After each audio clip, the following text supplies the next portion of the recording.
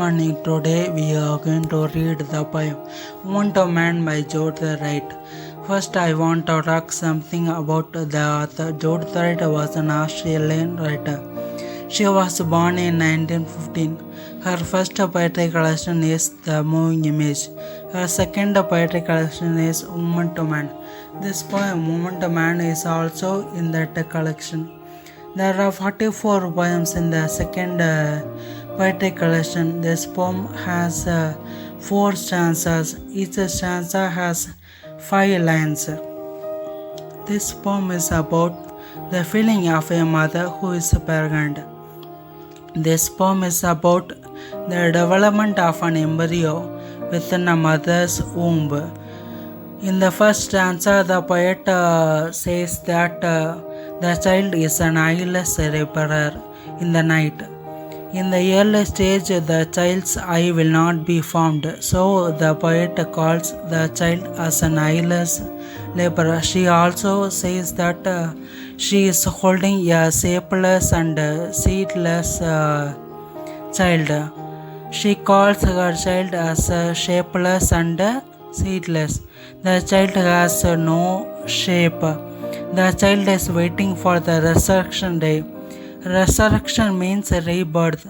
The child is already formed inside the mother's womb. The child is going to be born. So the poet calls it as a resurrection day. The child is both silent and swift. Silent means calmness. Swift means fast. The child is both silent and swift inside the mother's womb. This is an example of paradox. The child foresees the unimagined light. The child is going to be born, so it foresees the unimagined light. In the second stanza, the poet says that the child has no face. The child has no name. The poet is talking to a person. She says that both of them have known it very well. She says that the child is the hunter and chase. She considers the child as the third person who lays within her.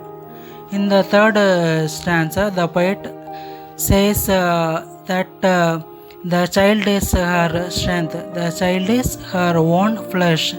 She compares the child to a tree which grows in her own blood. The child is growing within her own blood.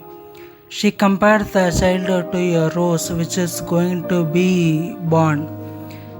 She compares the child to a beautiful rose. In the final stanza, the poet says that the child is both their maker and made.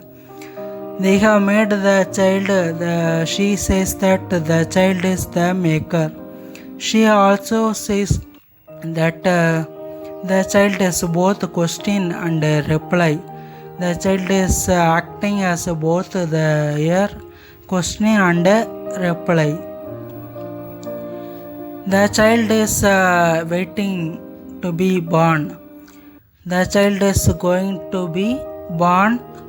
She is also talking about the blade which is used for cutting the umbilical cord in this poem.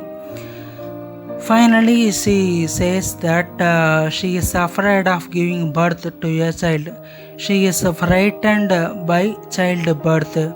So she asks her husband to hold her because she is afraid of giving a birth to a child. This poem ends here. This is the summary of this poem. Thank you.